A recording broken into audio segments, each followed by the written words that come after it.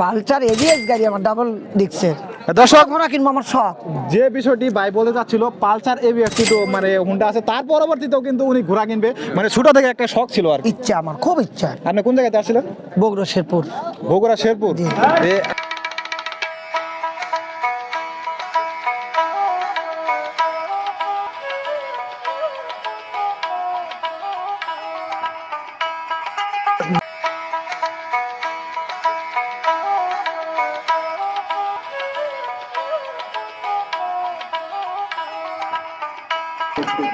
সম্মানিত দর্শক মণ্ডলী, এই মুহূর্তে আমরা অবস্থান করছি জামালপুরের ঐতিহ্যবাহী তুলসীপুর ঘোড়ার হাটে।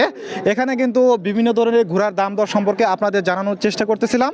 তো আমার এক ভাই আমাদের সাথে আছে এখন। ভাই, আপনি কোন জায়গা থেকে আসছেন? আসসালামু আলাইকুম, আমি বগুড়া শেরপুর থেকে আসছি।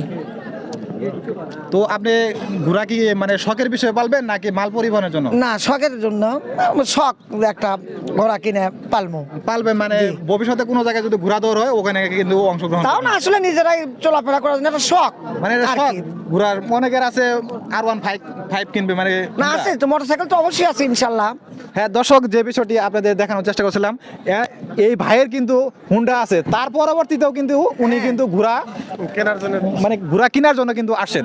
পালসার এবিএস গাড়ি আমার ডাবল ডিক্সের। দর্শক, ঘোড়া কিনবো আমার শখ। যে বিষয়টি ভাই বলতে চাচ্ছিল পালসার এবিএস কিন্তু মানে হুন্ডা আছে, তার পরবর্তীতেও কিন্তু উনি ঘোড়া কিনবে, মানে ছোট থেকে একটা শখ ছিল আর কি। ইচ্ছা আমার খুব ইচ্ছা। আপনি কোন জায়গাতে আসছিলেন? বগুড়া শেরপুর। বগুড়া শেরপুর। জি। আজকে কি ঘোড়া কি তুলসীপুর হাটে কি আপনার পছন্দ হয়েছে? বাচ্চা বেশি ছোট মনে হয়, খুব একটা পছন্দও না, আবার মোটামুটি ভালোই আছে, খারাপ না, মানে মোটামুটি মোটামুটি মানে নেওয়ার মতো তো। নেওয়ার মতো অবশ্যই। আপনার মানে কত টাকা হলে আজকে মানে বাচ্চা ঘোড়া কিনতে পারবেন?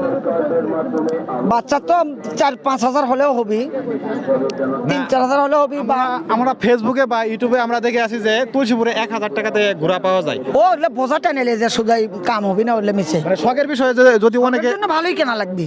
শখের বিষয়ে যদি কেউ ঘোড়া মানে কিনতে চায়, তার কত টাকা বাজেট লাগবে? তাও 14-15 হলে ফাইন বাচ্চা, মানে সুন্দর ঘোড়া পাবে। সুন্দর ভালো বাচ্চা, মানে মানে 10-এর উপরে গেলেই যত গুড় তত মিঠা, জি, জি, মানে জি। ভালো টাকা হলে মানে ভালো বাচ্চা পাবে। অবশ্যই অবশ্যই ইনশাল্লাহ। তো আসসালামু আলাইকুম কাকা, ভালো আছেন? আসসালামু আলাইকুম, ইনশাল্লাহ। আমিও তো বগুড়া শেরপুর নিচ্ছি, আমরা চাচা বেচতে মানে ওনার সাথে আসছেন? জি জি। চাচা বেচতে না বাচ্চা কেনার জন্য আসছিলাম, তো শখ করে পালমু, লাতি লুতি দেখবি বাস।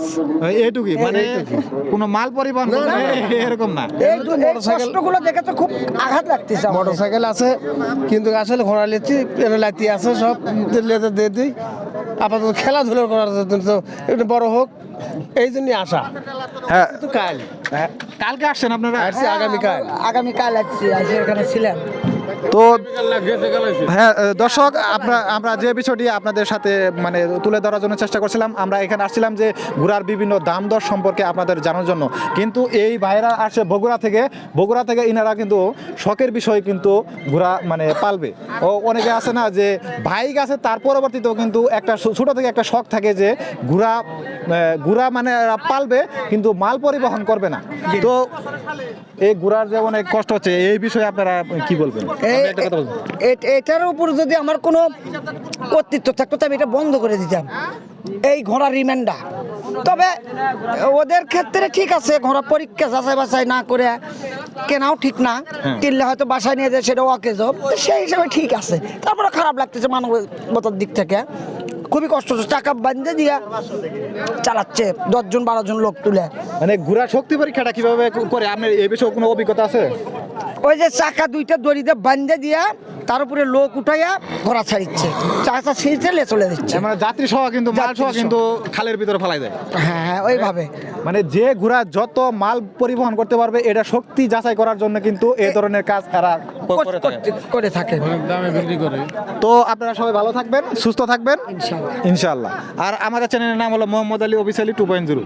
যদি আচ্ছা। পারেন এই চ্যানেলটা সাবস্ক্রাইব করে রাখবেন। সবাই ভালো থাকবেন।